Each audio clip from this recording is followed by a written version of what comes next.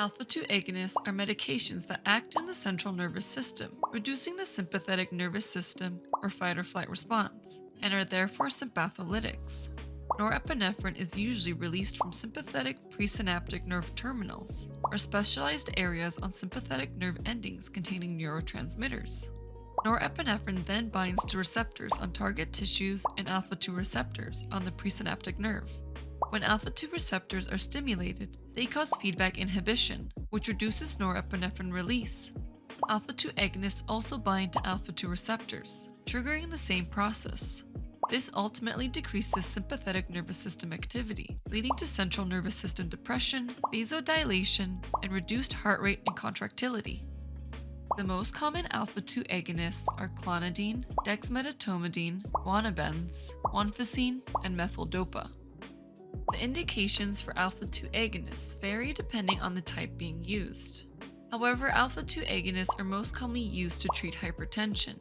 Vasodilation caused by alpha-2 agonists decreases systemic vascular resistance, while reducing heart rate and contractility lowers cardiac output, both of which contribute to blood pressure reduction. Alpha-2 agonists can also be used to treat severe pain. When administered by an epidural infusion, it blocks pain signals from the periphery to the brain. Alpha-2 agonists can also be used for their sedative effects, for critically ill patients in an intensive care setting, as an adjunct during anesthesia, or to reduce agitation due to delirium. And finally, alpha-2 agonists are also a second-choice non-stimulant option used to treat ADHD, manage symptoms of withdrawal from opioids, benzodiazepines, and alcohol, and assist with smoking cessation.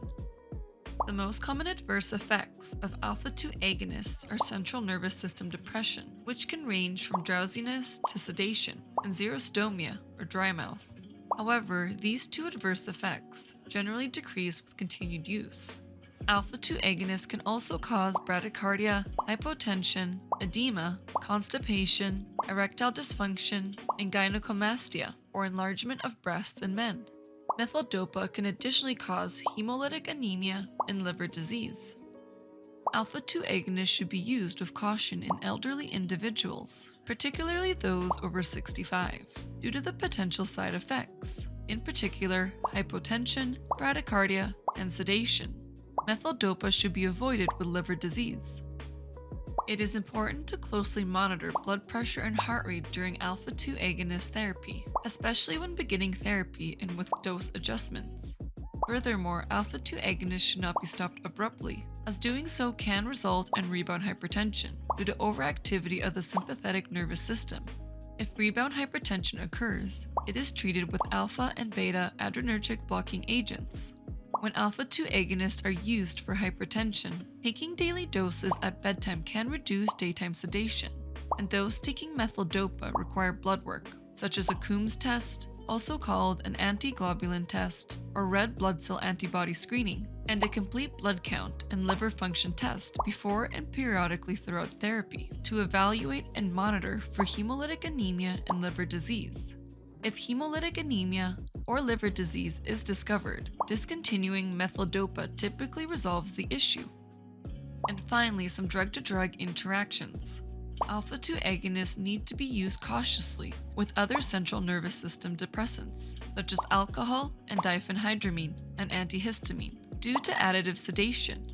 And if administered with other anti-hypertensives or medications that slow heart rate, such as beta blockers, digoxin, and non-dihydropyridine calcium channel blockers like diltiazem and verapamil, additional blood pressure and heart rate monitoring is necessary due to the increased risk of hypotension and bradycardia. I hope you found this video useful, and if you did, please let me know by giving this video a thumbs up, subscribing, and leaving a comment below. Thank you, and bye!